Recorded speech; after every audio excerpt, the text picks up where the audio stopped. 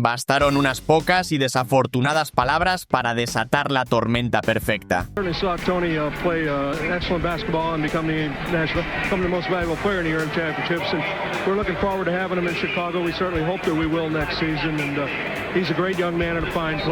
Unas declaraciones que, en su momento, parecieron inofensivas, pero que encendieron una mecha que cambiaría para siempre la historia de un equipo de leyenda. Frente a las cámaras, Jerry Krause, el arquitecto de los Chicago Bulls, no podía, o más bien no quería, ocultar su desbordante entusiasmo. Sonreía, orgulloso, mientras presumía ante el mundo de su nuevo y flamante descubrimiento.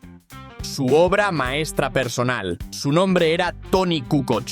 Una joya europea, un talento generacional que, según las propias palabras de Krause, sería la pieza angular para garantizar la continuidad de la dinastía de los Chicago Bulls. Lo que Krause no calculó, en su exceso de arrogancia, es que ese orgullo desmedido, esa admiración pública por el joven croata, no fue interpretada por Michael Jordan y Scottie Pippen como una promesa de futuro. Fue una ofensa personal, un insulto directo al corazón de su legado. No teníamos nada en contra de Toni, confesaría Pippen años después, pero íbamos a hacer todo lo humanamente posible para dejar en ridículo a Jerry.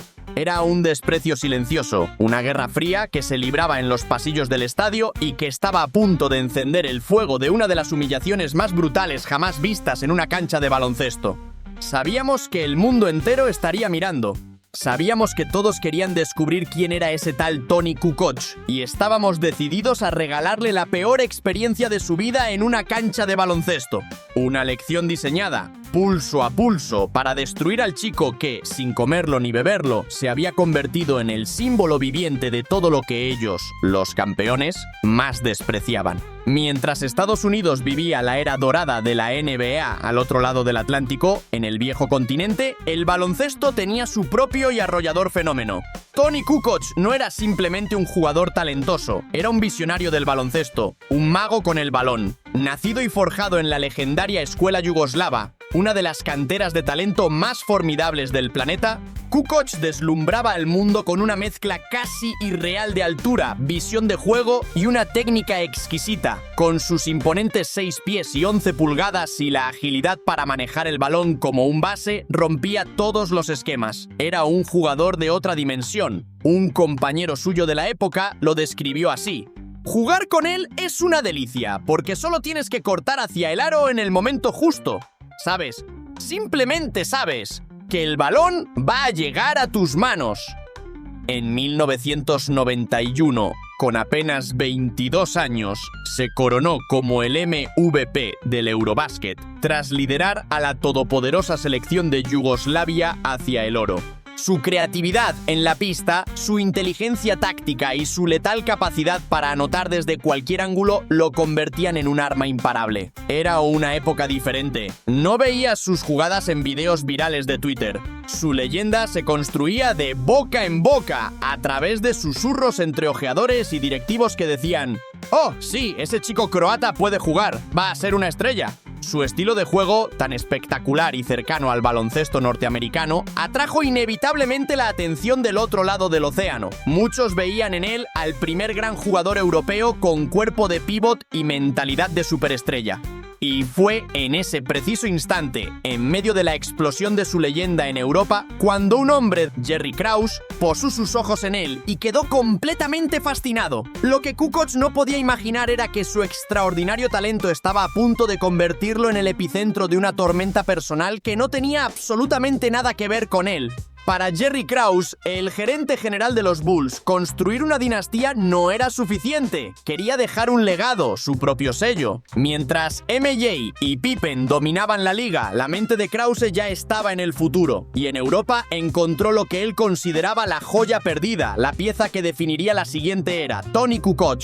En aquel tiempo, los gerentes generales de la liga competían por descubrir esas gemas ocultas en el extranjero y Krause creía haber encontrado la más brillante de todas. Pero no era solo admiración, se convirtió en una obsesión. Hablaba de Kukoc como si fuera un salvador, un prodigio destinado a cambiarlo todo. Para muchos dentro del equipo ya era evidente, Kukoc se había convertido en el proyecto personal de Krause. Y lo más preocupante no era la admiración en sí, sino que la gritara a los 4 vientos. Mientras Scottie Pippen, el indiscutible número 2 del equipo y uno de los mejores jugadores del planeta, cobraba uno de los contratos más bajos de toda la liga, Krause negociaba en la sombra un acuerdo faraónico de 8 años y 17.6 millones de dólares con un joven que aún no había pisado una cancha de la NBA. Para Jordan y Pippen, esto no fue un simple error de cálculo, fue una traición. A sus ojos, Krause estaba apostando por un desconocido mientras despreciaba a quienes le habían llevado a la gloria. Era como si les dijera, sin palabras, vuestro tiempo ha pasado, ya no sois parte del futuro. Y entonces llegaron los Juegos Olímpicos de Barcelona. El escenario estaba listo para la tormenta perfecta. Kukoc, la joven y radiante promesa croata, tendría la oportunidad de su vida, enfrentarse cara a cara con el mejor equipo jamás ensamblado, el legendario Dream Team. Pero él no sabía lo que le esperaba. No sabía que, para dos de sus ídolos y ahora rivales, ese partido no era una simple competición internacional. Era una misión personal. Michael Jordan y Scottie Pippen tenían un plan, y el plan era simple: destruirlo. No por quién era, sino por lo que representaba. Krause no paraba de hablar de lo increíble que era este chico, recordaba Jordan. Era como un padre que, teniendo a sus hijos, de repente ve a otro niño que le gusta más que los suyos. Así que esa noche no estábamos jugando contra Toni Kukoc, estábamos jugando contra Jerry Krause enfundado en un uniforme croata. El mundo entero iba a estar mirando, todos querían ver de qué pasta estaba hecho Toni Kukoc, y nosotros íbamos a darle la peor experiencia que jamás tuvo en una cancha de baloncesto.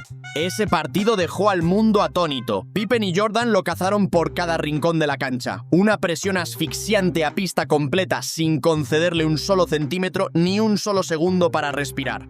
Cuando Kukoc tenía el balón, parecía que quemaba, buscando desesperadamente a un compañero para soltarlo. Aquellos dos gigantes estaban por encima de él, no solo física, sino mentalmente. No se trataba de ganar un partido, se trataba de enviar un mensaje claro y brutal. Años después, el propio Kukoc reflexionaría con una madurez admirable.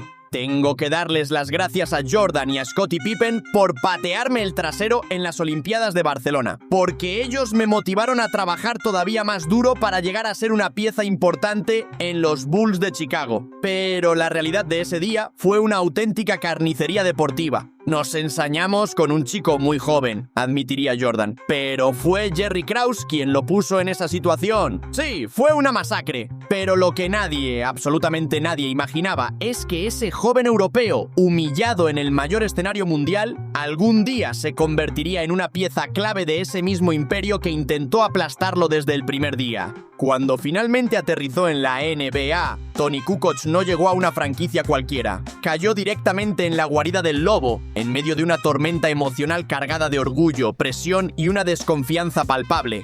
Y en su primera temporada ocurrió uno de los momentos más polémicos y definitorios en la historia de la franquicia. Era 1994. Jordan se había retirado para jugar al béisbol. Los Bulls estaban en plenos playoffs, en una batalla encarnizada contra los Knicks. Quedaba 1.8 segundos para el final. El partido estaba empatado. Phil Jackson, el maestro Zen, dibujó la última jugada en la pizarra, pero para sorpresa de todos, no era para Scottie Pippen, el líder del equipo. Se la dio al novato, a Kukoc.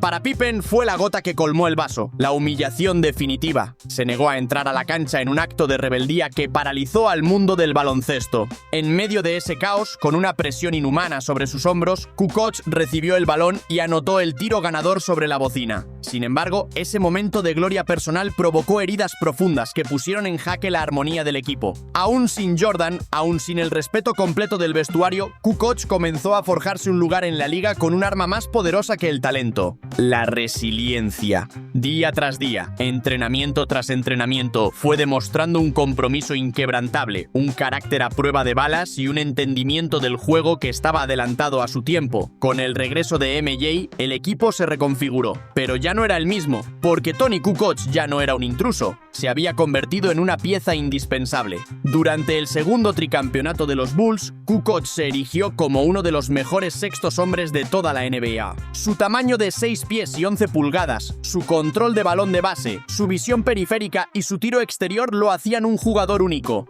Se convirtió en el comodín silencioso, el pegamento invisible que mantenía al equipo unido cuando las luces no le apuntaban. Y aunque a menudo fue opacado por los titanes que lo rodeaban, Jordan, Pippen y Rodman. Su impacto fue innegable y real. Hoy, Toni Kukoc es recordado por los verdaderos conocedores del juego como uno de los jugadores más infravalorados de su generación.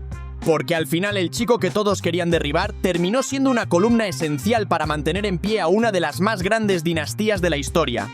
Kukoc aprendió, a base de golpes y perseverancia, que en el universo de Michael Jordan, el respeto no se regala, se gana con sudor, carácter y una resiliencia inquebrantable. Haz clic ahora en el siguiente video y descubre cómo Michael Jordan convirtió una simple provocación de un novato en una lección inolvidable. No te lo puedes perder.